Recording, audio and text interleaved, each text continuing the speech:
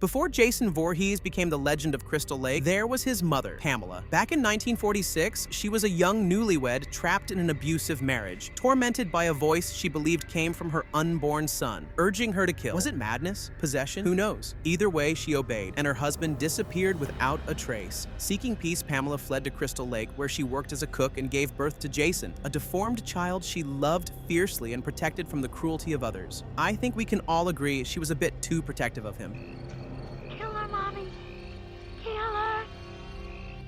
Years later, Jason drowned while the counselors were too busy being counselors. Let's just say no one was watching the kid. The tragedy broke her completely. When the camp reopened, Pamela returned, smiling by day and consumed by vengeance at night. She slaughtered the counselors one by one, convinced she was punishing sin in her son's name. It ended at the water's edge, where the last survivor, Alice Hardy, fought back and beheaded her. But killing Pamela didn't end the nightmare. It just gave it a new shape. Because Crystal Lake doesn't bury its dead, it recycles them. In 2008, a group of college friends head deep into those cursed woods near Crystal Lake, chasing a rumor about wild weed. Whitney, her boyfriend Mike, their friends Richie and Amanda, and the ever-hopeful Wade think they're in for a weekend of fun and easy treasure hunting. They set up camp by the lake, laughing like they're not 3 steps away from the world's most famous murder pond. Around the campfire, Wade tells the local legend of Pamela Voorhees and her son Jason, the boy who drowned and the mother who went mad with revenge.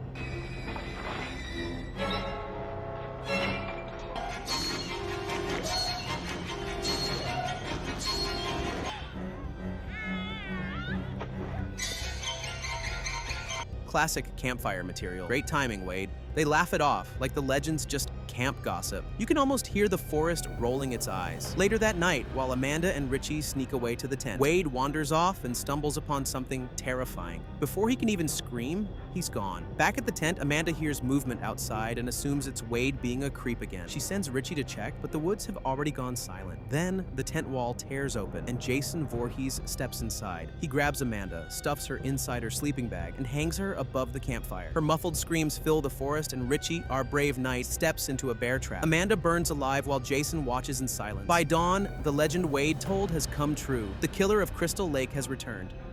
The next character that meets its end is an absolute Friday the 13th legend. Friday the 13th, A New Beginning, earned its reputation as the wildest, most chaotic entry in the series. Part slasher, part fever dream. Fans remember it for the fake Jason, the absurd kills, and the sheer insanity of it all. But in the middle of the madness, one character stands out: Demon, the enchilada-loving, RV-dwelling brother of Reggie the Reckless. He's smooth, laid back, and way too charismatic for this franchise. For a second, you forget you're in a movie where people die every 7 minutes. When Reggie visits him, Demon can't stop offering food: tacos, pizza, enchiladas, like he's trying to feed away the guilt of a life gone sideways. Before they part, he even gives Reggie his ring, a small act that seals his fate. Soon after, Demon's stomach turns traitor, and he rushes into an old outhouse cursing, "Them damn enchiladas." What follows is both hilarious and tragic. As his girlfriend Anita teases him outside, the two break into a playful duet. "Ooh, baby, hey, baby," their laughter echoing through the night. But the joy doesn't last. Roy Burns, the imposter Jason, strikes without mercy, ending the song mid-note. It's ridiculous, it's unforgettable, and it turned Demon into a cult legend of Crystal Lake. Although the next character didn't have much of a storyline, her short presence made a huge impact. In Friday the 13th, Part 7, The New Blood, Judy Williams meets one of the most infamous ends in the entire franchise. It's summer at Crystal Lake, and because apparently no one reads headlines, Judy and her boyfriend Dan decide to go camping there. As night falls, Dan tries to get romantic, but Judy laughs it off and sends him out to gather firewood, teasing that it's going to be a cold night. But he never makes it back. Jason Voorhees is already waiting in the dark, and Dan becomes his first silent victim. Judy, blissfully unaware, curls up in her sleeping bag. She's still waiting for Dan, like he's just out chopping wood instead of, being slaughtered. When she hears footsteps circling the tent, she smiles and calls out to him, until a machete blade slices straight through the canvas. Jason rips the tent apart, scoops Judy up like a horror-themed burrito, and zips her inside. Efficient, terrifying, weirdly stylish. In one brutal motion, he drags her outside and swings the bag hard against a tree. The sound is final. Judy's brief scream fades into the night, leaving behind one of the most shocking and strangely iconic kills in Friday the 13th history.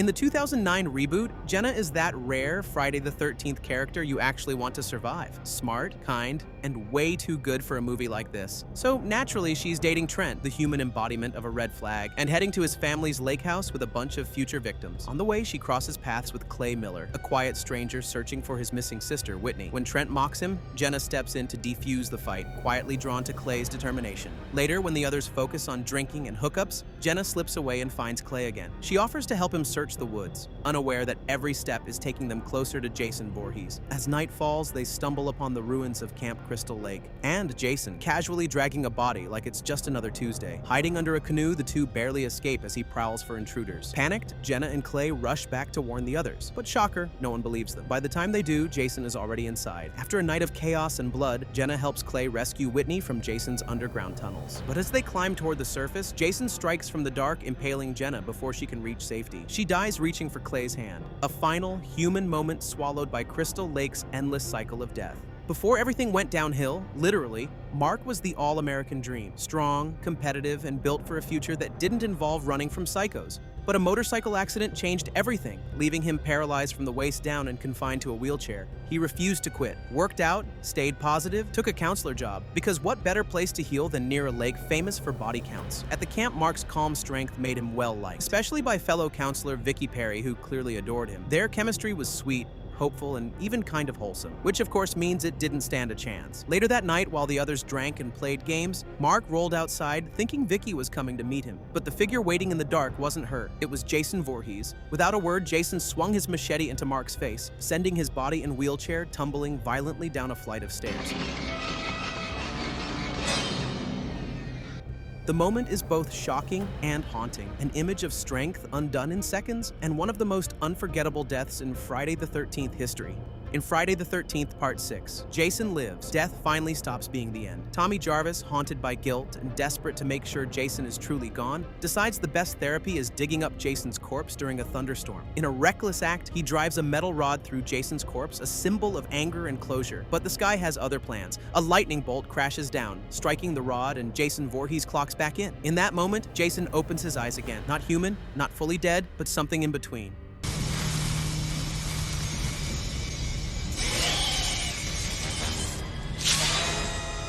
What crawls out of that coffin isn't the same man who drowned as a boy or killed as a son avenging his mother. This Jason remembers everything, but feels nothing. And the first thing he does is prove it. He tears through Tommy's friend with a single punch, ripping out his heart as if we needed an anatomy class. The storm rages, but Jason doesn't flinch. He's stronger now, unnaturally strong, able to crush skulls, break spines, and rip limbs from bodies like they were nothing. Crystal Lake just leveled up its curse. Jason's not a man or a ghost anymore. He's the undead overachiever who'll never clock out again.